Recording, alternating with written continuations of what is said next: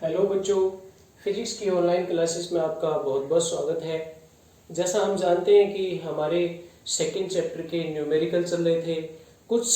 मैंने एग्जाम्पल करा दिए हैं और कुछ पीछे वाली एक्सरसाइज के दो न्यूमेरिकल ऑलरेडी मैं करा चुका हूँ।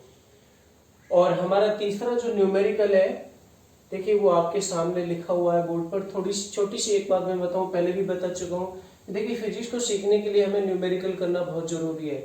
जब हम न्यूमेरिकल करते हैं तो फॉर्मूले अप्लाइड होते हैं और कॉन्सेप्ट अप्लाइड होता है, तो वो और बहुत ज्यादा अच्छी तरीके से क्लियर हो जाता है पूरा का पूरा कॉन्सेप्ट। तो हमारा जो क्वेश्चन न्यूमेरिकल नंबर 3 है, बहुत ही अच्छा न्यूमेरिकल है, कंपटीशन का न्यूमेरिकल है और आपकी बोर्ड बुक में भी दिया हुआ है। तो यहाँ से भी हम ध्यान से समझेंगे कि एक धनात्मक आवेश प्लस क्यू एक स्मॉल एमीटर भुजा वाले घन के कहां पर रखा है? सबसे पहले केंद्र पर, फिर दोबारा में घन की कोर पर रखा है, फिर तीसरी बार में घन के एक तल पर रखा जाता है। चौथा पॉइंट मैं एक बार और बताऊंगा, इसमें नहीं जुड़ा हूं, मैं जोड़ के बताऊंगा उसको कि एक कोने पर रखें घन के, तो तब उस पूरे घन से सब जुड़ा हुआ फ्लक्स या पारित फ्लक्स क्या होगा?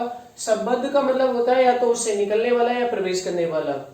अगर आवेश प्लस का है तो बाहर निकलेगा, पारित फ्लक्स कहलाएगा, और आवेश माइनस का है तो उसके अंदर प्रवेश करेगा, जो माइनस में हो जाता है। तो संबंध एक पहले तो टोटल सभी पूरे के पूरे घन से निकालना है, फिर उसके बाद में हमें सिर्फ एक फलक से निकालना है, एक फेस से निकालना है ना। मैं आपको थोड़ा सा समझाऊंगा कहाँ किस तरीके से, कोई ऐसी एक से एक लेता हूं मैं। देखिए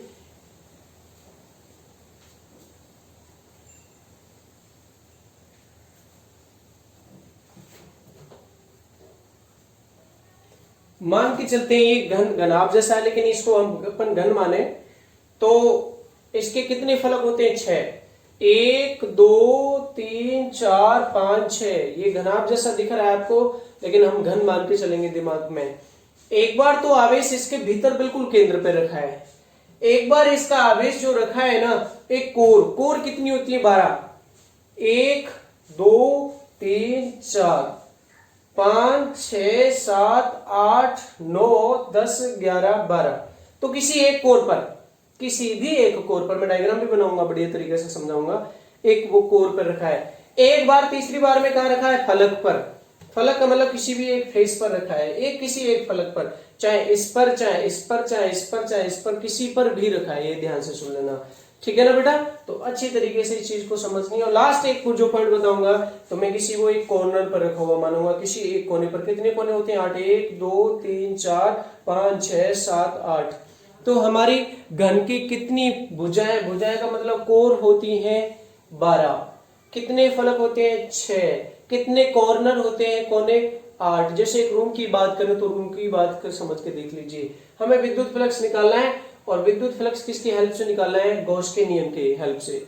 वैसे तो हम कैलकुलेशन करेंगे तो बहुत लंबा पड़ेगा और समझ में भी नहीं आएगा। गॉस प्रमेय से निकालना बड़ा इजी पड़ेगा। तो फर्स्ट पॉइंट हम करते हैं, सबसे पहले अपन घन बनाते हैं, और घन की प्रत्येक भुजा का मान आपको दे रखा है a, और घन की प्रत्येक भुजा आपस में बराबर होती है।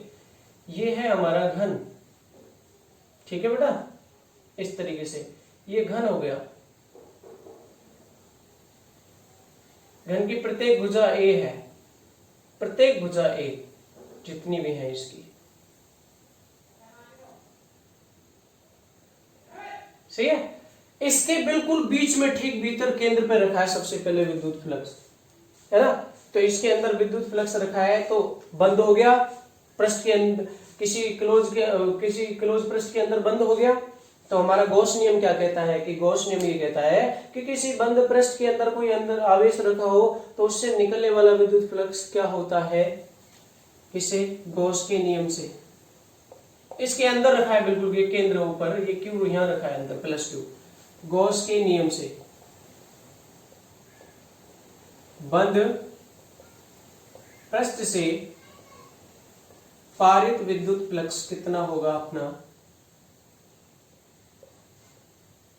पारित विद्युत फ्लक्स फाई ई बराबर क्यू, कौन सा बेटा? इनसाइड में बटे एप्सिलॉन नॉट। और इनसाइड में कौन सा है? क्यू रखा है बिल्कुल। कौन से कैसे पृष्ठ के अंदर बंद है? घन पृष्ठ के, पूरे ये पूरा घन आकार का बंद पृष्ठ हो गया।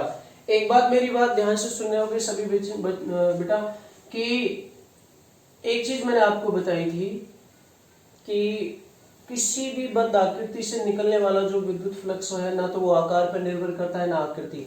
आकृति चाहे घन आकृति हो, चाहे आकृति गोली आकृति हो, चाहे आकृति आपकी बेलनाकार हो, चाहे आकृति टेढ़ी मेढ़ी हो, नो इशू। मतलब कोई ऐसा मुद्दा होता ही नहीं है कि वो उसकी आकृति और आकार पर निर्भर करे, बस बंद होना चाहिए। क्या होना चाहिए? बंद। अगर ये इसके बाहर रखा है आवेश तो बाहर का कोई औचित्य नहीं रह जाता, तब विद्युत फ्लक्स जीरो होगा। आई नहीं बात समझ? क्योंकि बाहर है वो, बंद नहीं है। और सोचे जरा, तो यहाँ से कुछ विद्युत क्षेत्र रेखाएं निकलेंगे तो इधर से प्रवेश करेंगे, इधर से बाहर निकलेंगे, तो जितना प्रवेश किया उतना ही बाहर निकल गया, तो जितना प्लस उतना ही माइनस हो गया, जीरो। लेकिन ऐसा नहीं है, ये यहाँ पर रखा है केंद्र पर, तो कुल बंद पृष्ठ से बाहर विद्युत फ्लक्स कितना होता है ये, और यही किससे होगा?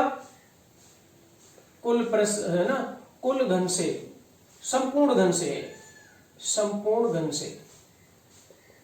और संपूर्ण घन से मतलब 6 कितने फलक होते हैं? 6 फलकों से है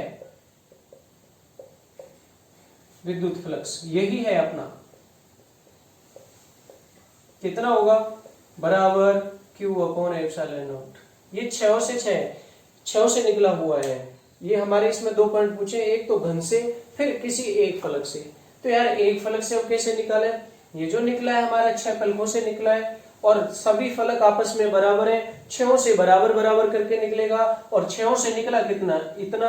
1 से कितना निकलेगा? इसका 1/6, क्योंकि 6 बराबर घन के प्रत्येक फलक बराबर होते हैं। तो क्या होगा? इसका फर्स्ट पॉइंट अपना जो कैलकुलेट करना है, एक फलक से पारित विद्युत, पारित इसलिए बोल रहा हूं क्योंकि प्लस का तो बाहर निकलने के लिए पारित बोलते हैं। विद्युत फ्लक्स कितना हो जाएगा? इसका छठा हिस्सा हो जाएगा, तो Q/6ε0 हो गया। क्यों हो गया ये मैंने आपको दोबारा बता दिया, क्योंकि 6 फलक है, 6 से कितना निकल रहा है? ये 6 से बराबर निकलेगा। क्यों निकलेगा बराबर? क्योंकि फलक भी हमारे बराबर आकृति के हैं, ठीक है ना। तो इस चीज का हमें बहुत ध्यान रखना। तो फर्स्ट पॉइंट कंप्लीट हुआ। अब इसके बाद में हम कराते हैं सेकंड पॉइंट को। ये आप उतारेंगे, नोट कर लेंगे अच्छी तरीके से। सेकंड पॉइंट देखिए जरा ध्यान से।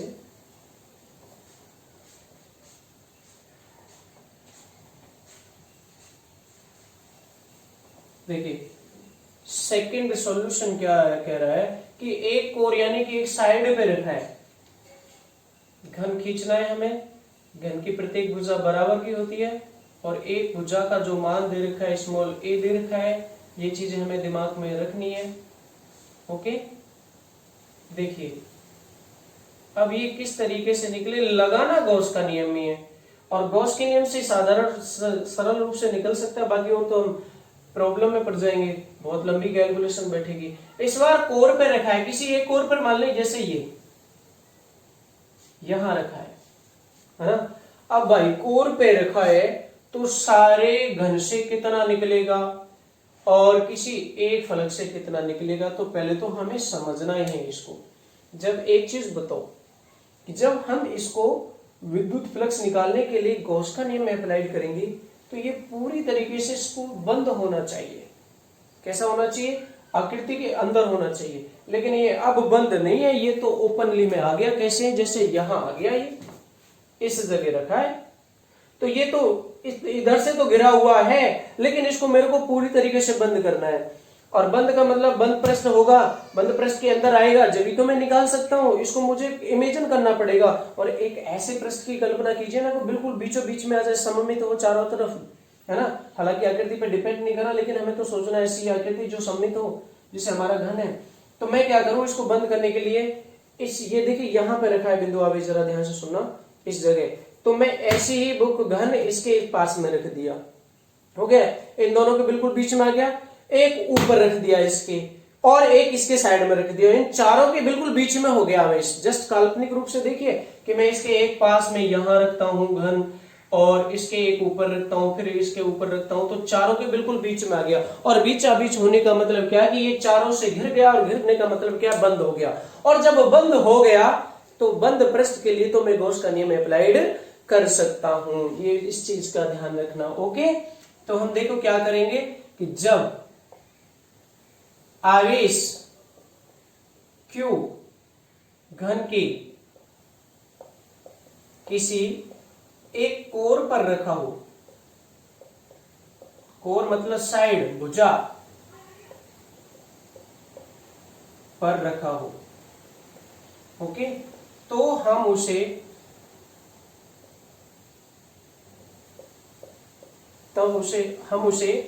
बंद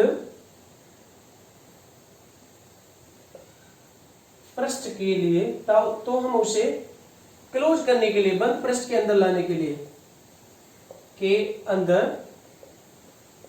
के लिए उसके आसपास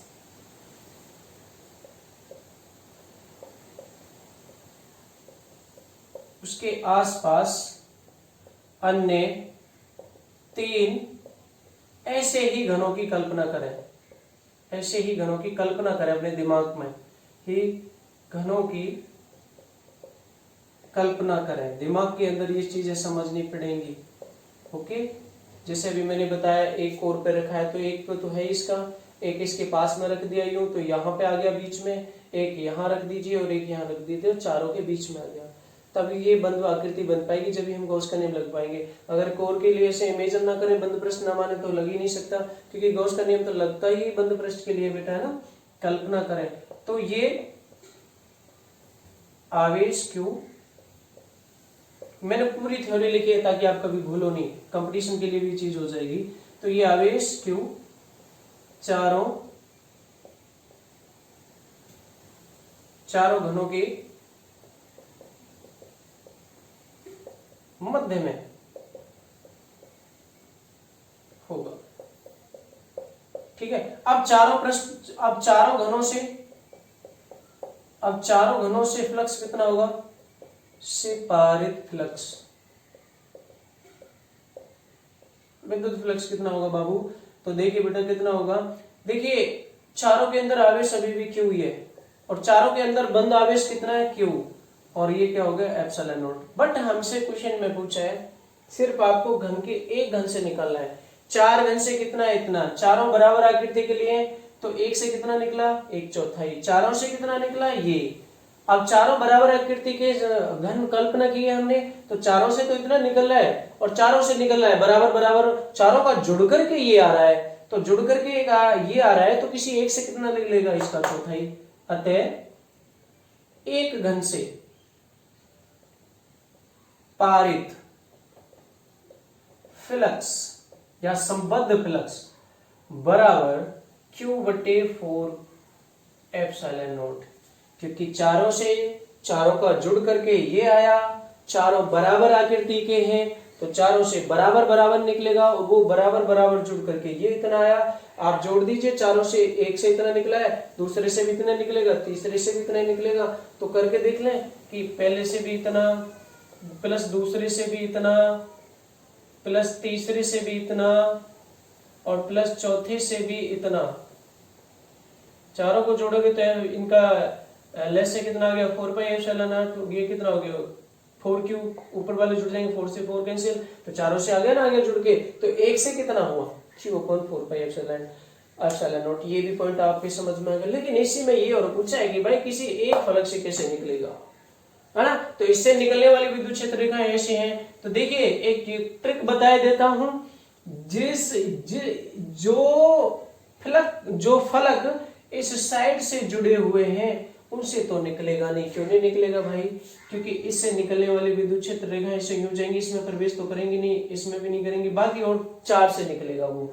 Q/4 एप्सिलॉन नॉट भी किससे निकल रहा है, 4 से निकल रहा है, इन 2 से नहीं निकल रहा, जिससे ये साइड या कोर जुड़ी हुई है। क्यों नहीं निकल रहा, जरा ध्यान से देखें। जैसे ये है आपका घन मान के चलिए, तो ये इस कोर पे रखा हुआ मैंने माना है, तो इससे और इससे नहीं निकलेगा, बाकी 1 2 3 4 से निकलेगा। भाई इनसे क्यों नहीं निकला, क्योंकि इससे निकलने वाली विद्युत क्षेत्र रेखा यूं होंगी, और आपके इस वाले फलक का पृष्ठीय क्षेत्रफल की दिशा होगी ऐसे। तो सूत्र जरा उस पर जाएं, फाई बराबर EA cos थीटा। थीटा किस किस के बीच का एंगल होता है, आपका विद्युत क्षेत्र रेखा और आपके पृष्ठीय क्षेत्रफल। पृष्ठीय क्षेत्रफल यूं है और ये ऐसे है, तो दोनों एक दूसरे के बीच में कितना हो गया, 90 डिग्री हो गया। cos 90 की वैल्यू कितनी होगी, 0। तो सीधा सीधा समझने के लिए क्या होगा कि कोर जिन सतह से, जिन फलकों से जुड़ी हुई है उनसे नहीं निकलेगा, बाकी 4 से निकलेगा, ये याद रखना, है ना। तो ये केवल किससे निकलेगा, इतना भी केवल 4 फलकों से, केवल 4 फलक से, 6 से नहीं निकलेगा। कौन कौन से नहीं निकलेगा? जो फलक इस कोर से जुड़े हुए हैं, इस कोर से ये और ये जुड़े हैं, इनसे नहीं निकलेगा। मैंने निशान भी लगा दिया। बाकी 1, नीचे वाली 2, ये पीछे वाली 3, इधर वाली 4 हो गई। इन 4 से निकलेगा जिन पर राइट का निशान लगा हुआ है। बता दिया मैंने आपको, ठीक है बेटा। इसके बाद में क्या होगा? देखिए, एक फलक से, अतः घन के एक फलक से पारित फ्लक्स, चारों बराबर के चारों से कितना निकला ये? तो 1 से कितना निकला? इसका चौथाई। तो Q/4 की गुणा और कर दो, 4 एप्सिलॉन नॉट बराबर Q/16 एप्सिलॉन नॉट। एक फलक से ध्यान से सुनना, क्योंकि चारों से तो ये निकल रहा है, 2 से निकला नहीं, चारों से निकला ये। अब चारों बराबर आकार के हैं, तो ये चारों से बराबर निकलेगा, 4 हिस्सों में बट गया। तो इसका चौथा हिस्सा क्या हुआ? Q/16 हुआ नहीं हुआ? तो ये बात आप समझ लेना। तीसरा पॉइंट और रह गया है। तीसरा पॉइंट देखो, इस बार कहां रखा है? घन के किसी एक फलक पर रखा जाता है। कहां रखा जाता है इस बार आवेश को? तीसरा पॉइंट, जब आवेश आपका घन के फलक पर, किसी एक फलक पर रखा जाता है। ये भी बेहद सरल है, हम समझाएंगे आपको। देखिए, ये हमारा घन है, इस बार बेटा यहां रखा है। देखिए, इस वाले फलक पर मान लीजिए यहां रखा है, इस जगह, इसके बीचों बीच या कहीं मान लीजिए, है ना। तो यार ये आधा ढका हुआ है और आधा ढका हुआ नहीं है, ऐसे मुंह निकाल रहा है इसमें से। अब इसको ढकने के लिए आगे से और मार दो, ये बीच में बंद हो जाएगा, क्लोज होना चाहिए आवेश हमारा। भाई हमारा जो क्या कहता है, गॉस का नियम अप्लाइड करेंगे तो यार आवेश पूर्णतः बंद होना चाहिए, खुला हुआ होना नहीं चाहिए, है ना। तो ये तो एक मान के चलिए, एक खिड़की में से झांक रहा है और एक खिड़की में से इधर कर रहा है। तो यहाँ पे क्या कर दिया, ये लो हमने एक और घन इसके इधर से कर दिया, फट से बंद हो जाएगा बिल्कुल बीचों बीच में। ये ऐसे है, इस बार रखा है यहाँ, कहाँ रखा है? यहाँ रखा है, चाहे यहाँ रखा यहाँ पर है ना। इसमें से ये मुंह निकाल रहा है, ठीक है ना। तो आधा भाग तो इसके अंदर है और आधा इसके, तो इसके ऊपर मैं एक और घन लगा दूं, इसके ऊपर रख दूं, तो ये दोनों के बीच में हो गया। आवेश अभी भी क्यों है? तो अब जो फ्लक्स निकलेगा वो दोनों से निकलेगा। कितने से निकलेगा? दोनों से। लेकिन जिस फलक पर रखा है उससे तो निकलेगा नहीं, क्योंकि इस पर रखा है तो विद्युत क्षेत्र रेखा यूं तो यूं जाएंगे, या यूं जाएंगे, यूं जाएंगे, यूं जाएंगे। इस पर से नहीं निकलेगा, बाकी 5 से निकलेगा इस बार। तो दोनों से निकलने वाला कितना हुआ? Q/ε0। कितना हुआ? Q/ε0। तो मैं क्या करूंगा, इस फलक के जस्ट पास में एक और घन की कल्पना करूं तो ये उसके अंदर बंद पाएगा मुझे, इस तरीके से, ये है ना, ये इस तरीके से बंद पा जाएगा मुझे। अच्छी तरीके से समझ लेना बेटा। तो एक और घन की मैंने इधर कल्पना की है, जब उस कंडीशन में, तो ये इसके अंदर बंद पा गया मुझे ये। तो इसके जब अंदर बंद है तो ये दोनों से निकलने वाला फ्लक्स कितना होगा? Q/ε0। तो क्या लिखेंगे थ्योरी में जरा इसको समझने के लिए? जब एक आवेश स्मॉल q घन के एक फलक पर रखा है, एक फलक पर रखा है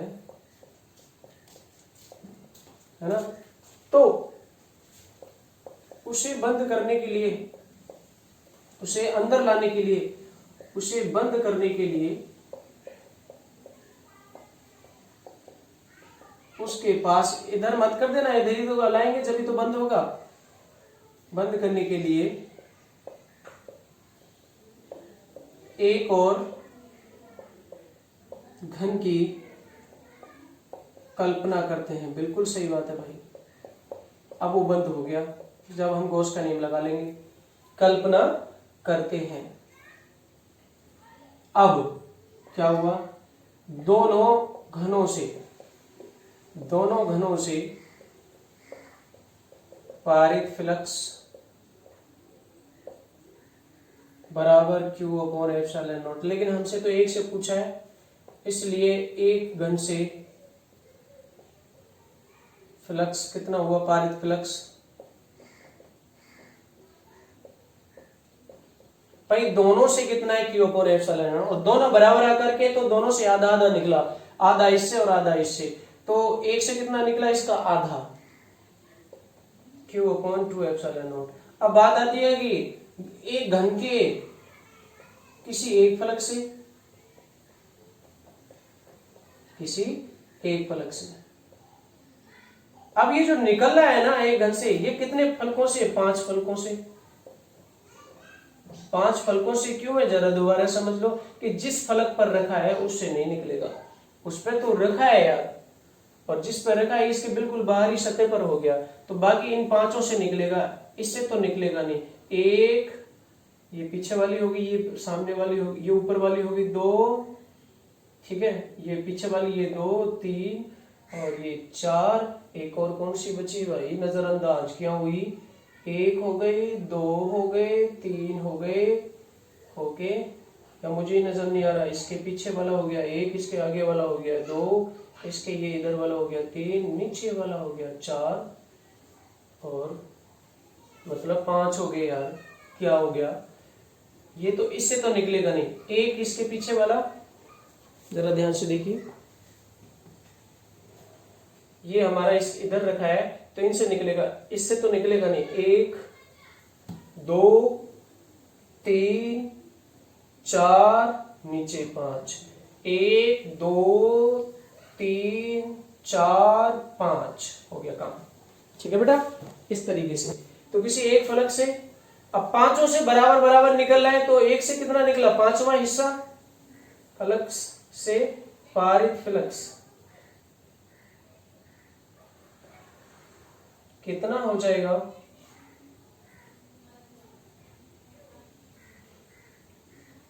बटे 5 और कर दो, तो बटे 5 करने का मतलब हो गया 10 एप्सिलॉन नॉट। अब ये जो चौथा है, ये मैं इसको आपको होमवर्क के लिए दे रहा हूं, ये आप खुद करोगे, ठीक है ना, ये आप कल तो करके बताओगे, मुझे नहीं होता है तो मैं तो कल सॉल्व करके वीडियो भेजूंगा, इसके आपसे हो जाए तो ठीक है। 4th पॉइंट क्या नोट करोगे, सभी नोट करेंगे, ये तो आपको नोट कर ही लोगे वीडियो को पुश करके, है ना। मैं न्यूमेरिकल्स जितने करा रहा हूं उनका कोई नोट्स नहीं भेजूंगा, आप उसको वीडियो में से ही करेंगे, इस चीज का ध्यान रखना, ठीक है बेटा। अब मैं क्या कर रहा हूं, 4th पॉइंट में इसमें अपनी तरफ से जोड़ रहा हूं कि यदि आवेश घन के एक कोने पर रखा हो, कहां रखा हो, एक कोने पर रखा हो, तब उसी कंडीशन में पूरे घन से संबद्ध फ्लक्स और एक फलक से निर्गत फ्लक्स कितना होगा। देखते हैं कौन कितना दिमाग लगाता है, और बाकी नहीं तो हम कल इसको बताएंगे। ये आपके लिए होमवर्क हो गया। अब अपना नेक्स्ट न्यूमेरिकल कराते हैं।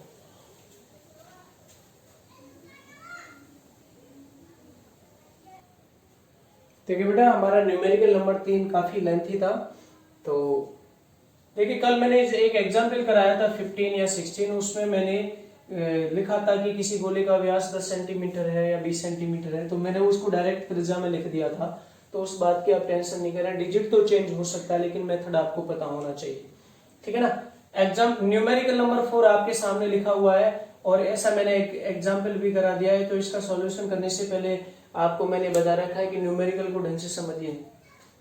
एक गोले के केंद्र से, मतलब गोला ये हो गया, आवेशित गोला है, ठोस गोला हो जाएगा, बिल्कुल बात सही है ना। इसकी त्रिज्या हमारी 5 सेंटीमीटर दे रखी है, आराम से समझ लेना इस चीज को, कैपिटल आर की वैल्यू दे रखी है।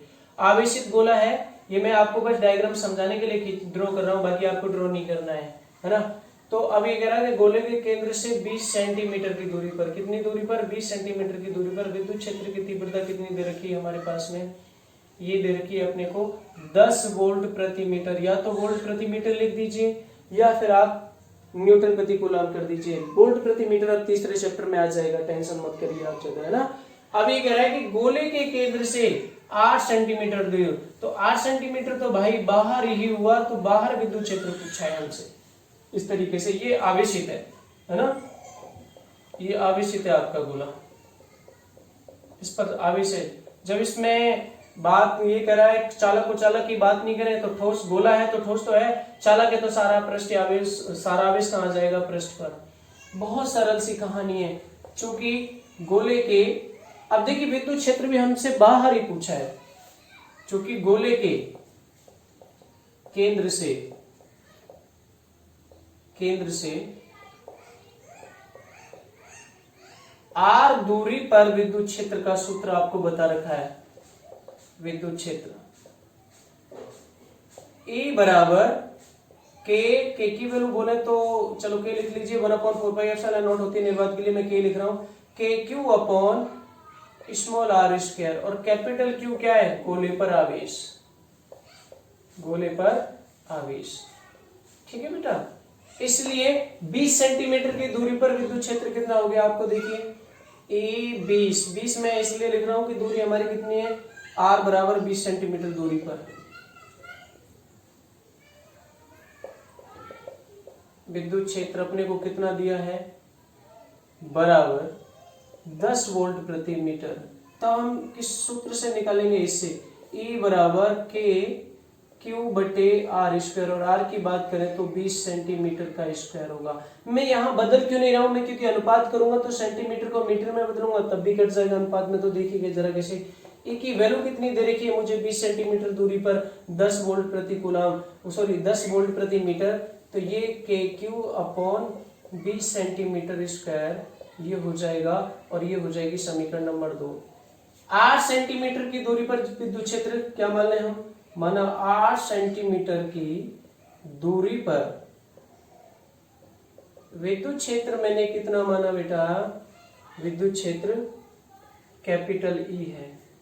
ओके, तब हम फॉर्मूला कौन सा यूज करेंगे,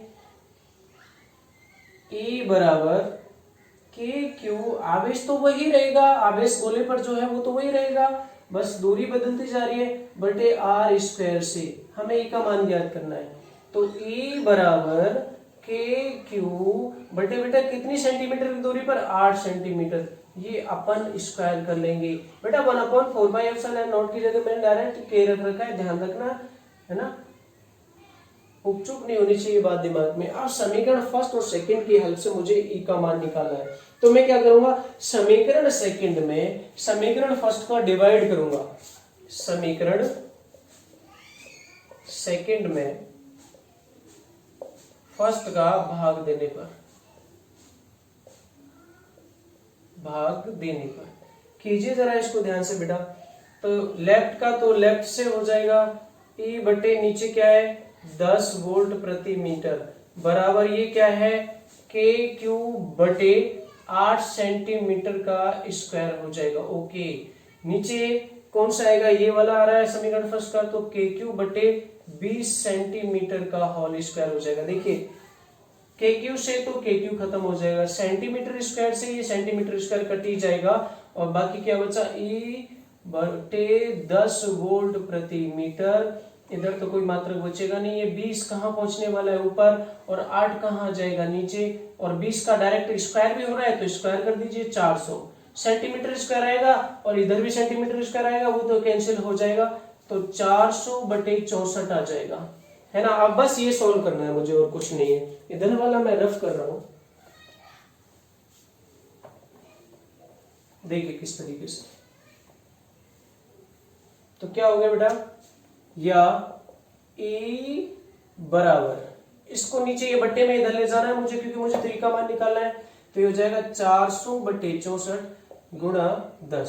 सॉल्व करिए इसको, या E बराबर वोल्ट प्रति मीटर है तो वोल्ट प्रति मीटर मात्रक आएगा, ये 2 से काटता हूं तो मैं, या 4 से काटता हूं तो 4 से ये कितनी बार कट जाएगा 100, और ये 4 चौक ये कितने 16 बार कट गया, 16 गुणा 10 वोल्ट प्रति मीटर।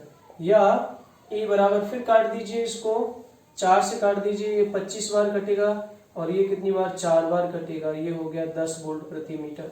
अब आप इसको सॉल्व कर लीजिए, तो ये कितना हो जाएगा, अब जब हम इसको सॉल्व कर लेंगे तो इजीली कितना हो जाएगा, ये आप जरा थोड़ा सा सॉल्व कर लोगे, इसमें कोई दिक्कत ही नहीं है, ठीक है ना। तो ये हमारा इतना मान हो जाएगा, जितनी दूरी पर ये इस तरीके से ये होगा। ओके।